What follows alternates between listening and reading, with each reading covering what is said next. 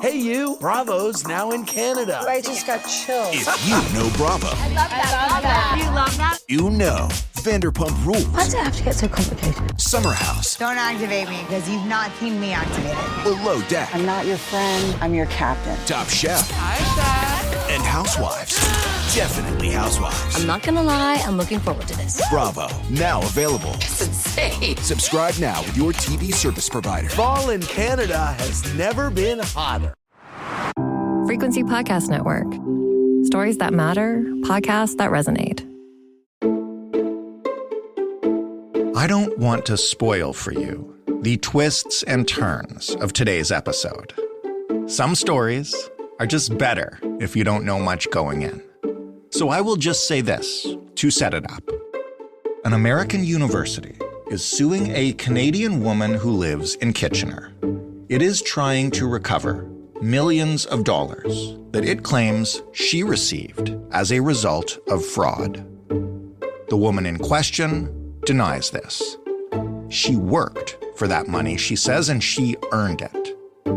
All the other stuff that comes before that, though, the sex, the real estate, the investigations and online pseudonyms, that I will leave for our guest to explain.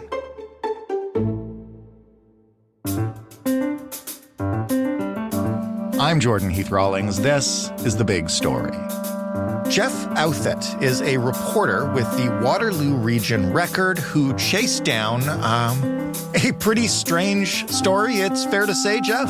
It's a strange one, yes. Why don't you just start by telling us who is Stephanie Saylor and what does she do for a living? Stephanie is a woman who lives here in Kitchener, and when she was about 24 years old, I think it was 2013, she began to model on adult content websites. So she joined up to 4 of these websites in which you put yourself on the website as a model and solicit interest from people who watch your videos or connect with you on the website and pay you money. And in particular, I guess, we're going to talk about a website called My Girl Fund. And can you just tell us a little bit about it and how it works? Sure. Well, one of the websites she joined in 2013 was called My Girl Fund. It's a website that connects women to men, mostly. It invites customers, would be the men, and I'm quoting here from the website, to, quote, have fun talking and flirting with as many girls as you'd like, and connect with them on a much more personal level than you'd ever be able to achieve on other sites. It goes on to say, each girl is raising money to reach a goal close to her heart. Your generous contributions get her one step closer, so you can be sure she'll be very grateful for your help. Right. And it is the contributions in particular that we're talking about, because this is where the story gets a little more interesting than the typical transfer of money for services that we'd be talking about here on the internet. So maybe just explain who is a gentleman that I guess Saylor met with the name John Generous, and what happened to their interactions when she met him. Sure. Well, Stephanie Saylor had been on the site for a few years. It hadn't proved to be enormously lucrative, but she was making some money off this site and others. And early in 2016, I believe it was February 2016, she connected for the first time. She went on the site by the name of Amber, because on these sites you're not supposed to use your real names. So she posed on the site as a model named Amber. And she connected with a man who posed on the site by the name of John Generous. That's the alias he took. So they connected early in February 2016, and as I recall, he sent her, I believe, $1,000 US right after their first meeting. Now, the way this transaction happens, as I understand it, is he pays the website using a credit card, and the website takes a cut. So the website makes its money that way. It connects people and facilitates their interaction, and then takes money off the top. So if he sends her $100, for example, she might get 80 of it, and the website might keep 20. I'm just using that as an example. So he gave her as I understand it, $1,000 right off the bat. And they continued to connect with each other. And he sent her more money, and then he sent her more money, $5,500 US in the first 4 days. And then meanwhile, they're still writing to each other. Now, what was interesting about this couple was that after their connection, they pretty quickly abandoned the aliases and started using their real names with each other. They connected by email, as well as eventually by Kik Messenger, by text, by telephone. They connected in a whole variety of ways. He continued to make payments through this website to her. Within the first month, he'd sent her almost $60,000 US. She was astonished to receive, by what I'm reading in the email connections that they had. She wrote at one point, $50K is a lot, babe. Are you sure? I mean, that would be a dream come true and extremely helpful financially. I have a feeling that I will want to continue our relationship. So that's their first month, already tens of thousands of dollars. How long did this relationship go on for, and how much money are we talking about here? Well, they connected with each other from February 2016 right through to 2020, so 5 years in total.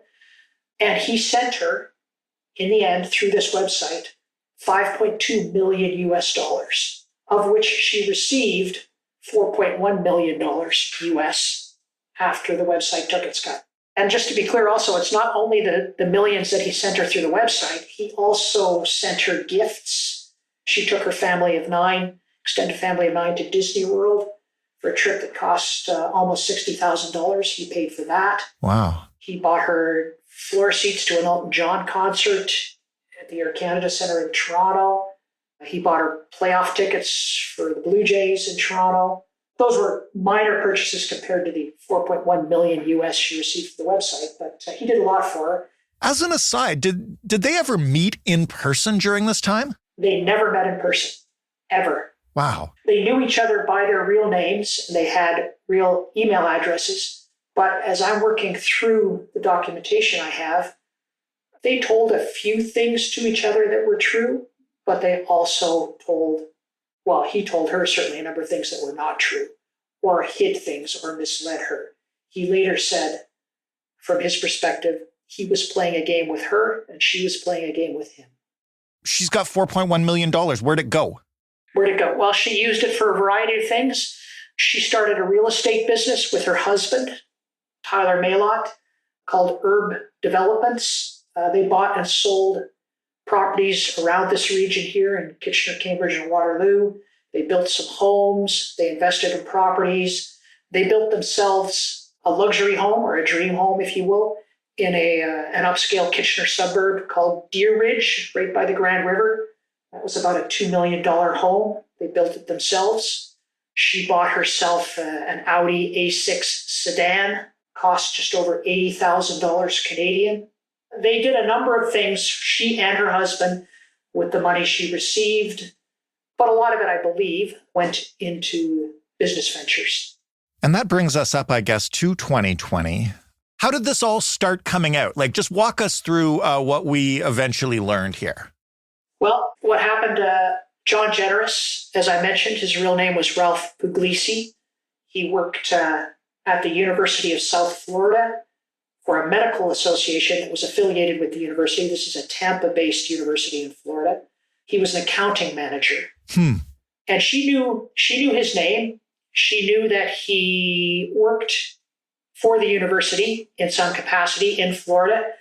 I believe he told her that he did this because he enjoyed doing the work. He also told her he was a business person and an investor, so they were always talking about real estate and investment. He really sold himself to her, by her account later on, as a savvy investor who had a lot of money. And in November of 2020, the university discovered what had happened, which is that since about 2014, he had been embezzling money from the university using credit cards that were owned by the university but were issued in his name. These were credit cards that you would need for corporate purposes.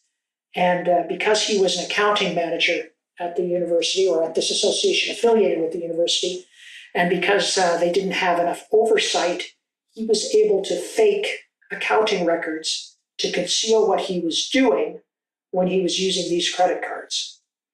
And over the space of 6 years, 2014 to 2020, he embezzled, it was later determined, almost 13 million US dollars from the university. He actually said later that he thought it was a little bit more than that, but the actual amount they settled on in court was, I think it was 12.8 million US dollars. It was in November 2020 that this came to light. The university suddenly uncovered what he was doing. He was fired a week or two later in December 2020. And in the summer of 2021, in August, he struck a plea bargain after a FBI investigation and pleaded guilty to what in the United States they call mail fraud, which I think is a catch-all term to cover a whole variety of things. But essentially, he pleaded guilty to embezzling almost $13 million US from the university. And of this money, he did a lot of things with this money. He did some home renovations in Florida. He chartered some yachts. He went on some vacations. But mostly, he spent it on women affiliated with adult content websites, including Stephanie here in Ontario, but not exclusively her. There were some other women as well. But he spent it mostly on the women on these websites, including, as we now know, 5.2 million US sent to Stephanie Saylor.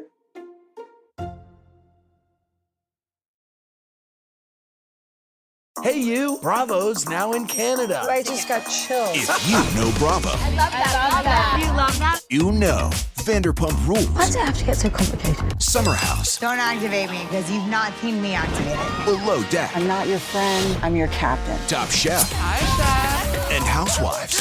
Definitely Housewives. I'm not gonna lie, I'm looking forward to this. Bravo, now available. It's insane. Subscribe now with your TV service provider. Fall in Canada has never been hotter.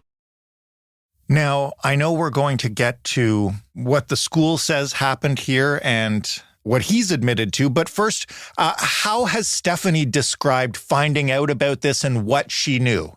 Her position has consistently been that she did not know that he was sending her stolen money, and that she learned this in the summer of 2021, shortly before he pleaded guilty. She had not heard from him for a while. He had stopped sending her money, and then he reached out to her, she later said, to tell her that he was in trouble, that he was under an FBI investigation, and then told her that the money, all the money he had sent her, was fraudulent. And she later said, I was shocked, she said in the summer of 2021 to learn this. Now, she said they had this conversation over Kik Messenger, which is sort of online communication platform. I haven't seen that exchange. I haven't seen it in court records. She later said that she lost the exchange, tried to screenshot it, didn't have it because she wanted to bring it up again to show and prove her point that this was all news to her, that this was stolen money that he sent to her. So that's always been her position. She never knew it was stolen money. Now, what does the university claim happened here? And this is where we get into, I guess, legal action that they are taking. Yes, the university's position has been, both in a lawsuit it filed against Stephanie Saylor in Florida and in a current lawsuit it now has in Ontario, that she knew the money was stolen and that she knew this early on in 2016. The other claim related to that is that she agreed with Ralph Puglisi on a scheme to sort of launder this stolen money, and that they would do this by means of her sending him cash back or money back after he provided money to her through the website using the credit card. That's the university's contention. This is an unproved allegation. They've made it in court or made it in a lawsuit in Florida, and they've made it in a lawsuit here in Ontario, but it has not been tested in court, and it is denied by her. You mentioned that Puglisi struck a plea deal. What does he say now about what was going on between himself and Saylor? Well, after his plea deal, as part of his plea deal, he agreed to give the university back its money or whatever he could. And he also agreed, he was deposed after the plea deal about how this all happened. And it's at that point in 2022, I believe, after he was convicted, possibly just after his sentencing, he was sentenced eventually to 10 years in prison. That's when he said, we had a deal. He said it was a verbal deal. I struck a verbal agreement with Saylor, telling her this money was stolen and here's how we're going to launder it. And the idea was, according to him, that would be a 50-50 split. So whatever money he sent to her and she received through the website, she would then send half of it back to him. Now, what's interesting about this is that she did, in fact, send some money back to him. She sent him somewhere between 200 and 300,000 US dollars between 2018 and 2019 back to him. We published pictures of one of the checks that she wrote to him for something like $25,000 sent back to him. Her contention is not that this was part of any money laundering scheme, but that he simply asked for her help because he needed some money, and she felt obliged because he had been so generous and supportive of her over the years. So for a period of time, she did send him back some money. But it had nothing to do, she said, with any type of money laundering scheme or prearranged agreement, and it certainly was nowhere near half the money that he sent to her.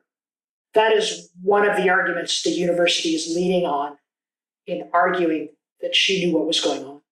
How is it that the university never discovered this? And I mean, you mentioned they tried to do this on another site and couldn't do it. How is it that nobody flagged this? Well, that's an interesting question. The other site is fascinating because what happened was early in 2016, when he was literally, they were still brand new to each other, but he'd sent her a fair amount of money already. They decided to try another site, which is called I Want Clips, which provides a similar service to My Girlfriend, but perhaps at better rates than My Girlfriend. Anyway, they switched to that site, and he sent her, I believe, $50,000 US in a short period of time, several weeks anyway.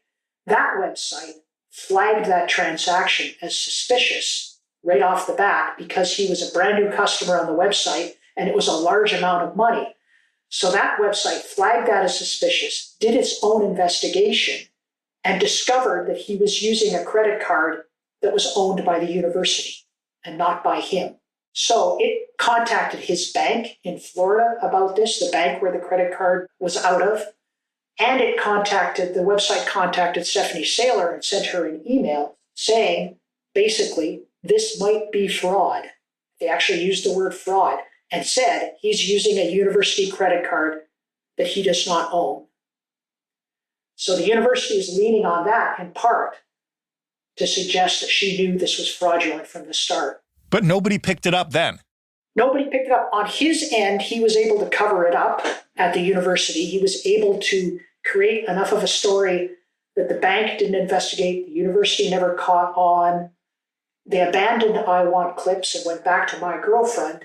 And Stephanie Saylor says she was persuaded he told her a whole story about how it was a misunderstanding, and she accepted his story, that it was a misunderstanding. And not only was it that she accepted the agreement that it was a misunderstanding, but it wasn't her job to be suspicious of the money he sent her. That was up to the university and up to the website.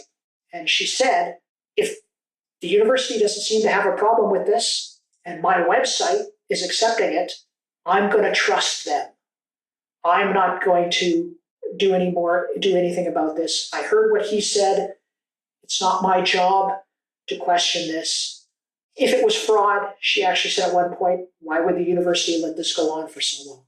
I mean, fair point. That is a fair point, and I have not done any reporting on this myself, but I know that there has been some reporting in the United States on this when this fraud came to light by some American newspapers and other media outlets about how the university allowed this to happen because it went on for quite some time.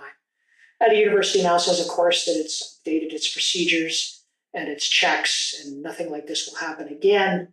But from the outside, that's a lot of money, almost $13 million to go missing or to go sideways for over a whole number of years and not notice. It is truly a wild story. And you mentioned there is a case against Saylor from the university up here in Canada. What happens now with that? And the university, I guess, is trying to get its money back. Is there anything left? Does she have any money to give them? Well, the university, it sued her and just about everybody else involved in this case down in Florida in 2022. And so she made a number. So they went back and forth, her and the university, for over 2 years of litigation in Florida. That lawsuit was settled literally just this summer in July. According to the university, she agreed to pay the university $100,000 US and also agreed that she would pay the university proceeds from her real estate businesses here in Ontario based on the businesses she started with the money that came from the university. Now, shortly after that lawsuit was settled, the university has launched another lawsuit, this one in Ontario. It was filed in Superior Court of Ontario in Kitchener in August. And it names her husband, Tyler Maylott, as a defendant, as well as a number of corporations that are connected to Maylott and Stephanie Saylor and connected to some of their properties, business partners, basically. So the university is trying to get its money back. It's been trying in Florida. It's trying here. This is essentially round 2 of round 1, which would have been the lawsuit they conducted against her in Florida. Now, when they settled that lawsuit in Florida, they settled it with what they call, I think they said it settled with prejudice, which is a legal term, which means that they can't sue her again. Huh. And in fact, here in Ontario, she is not named as a defendant. Her husband is named as a defendant. The allegation that she knew this was stolen money and that it was a 50-50 split, again, an allegation that was never proved in court, is repeated in the lawsuit here, but she's not named as a defendant. Some of the companies, or numbered companies and other investment companies that are named as defendants, she is listed as a director, but she is not personally named in this case. And there's no chance of criminal charges on this, or are there still?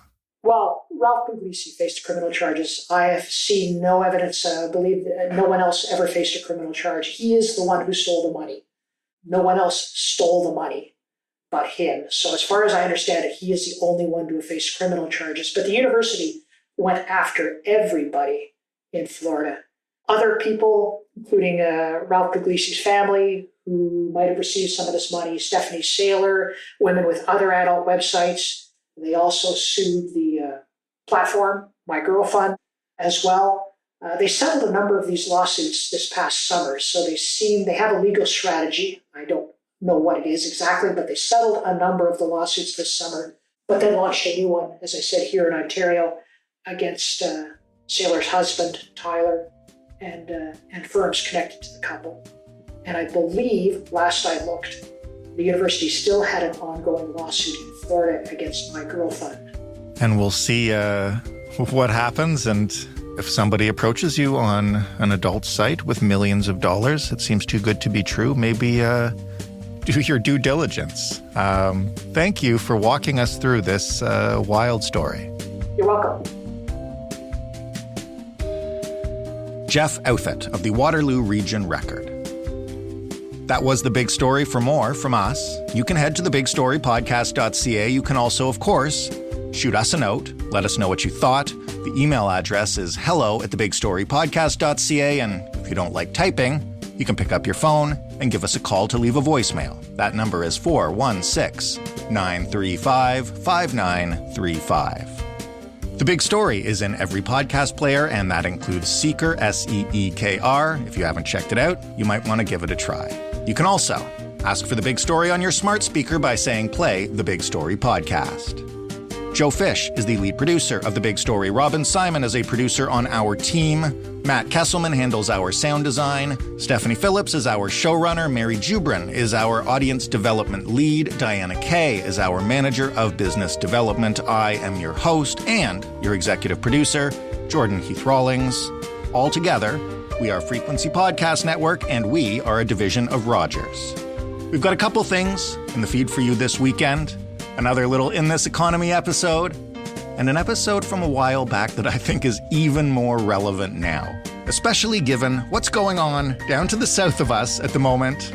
And then we'll be back with a fresh big story on Monday. And we'll talk then.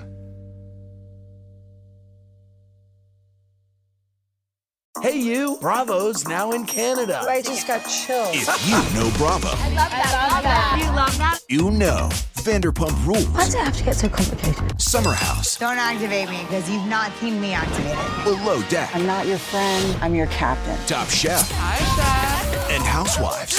Definitely Housewives. I'm not gonna lie, I'm looking forward to this. Bravo, now available. It's insane. Subscribe now with your TV service provider. Fall in Canada has never been hotter.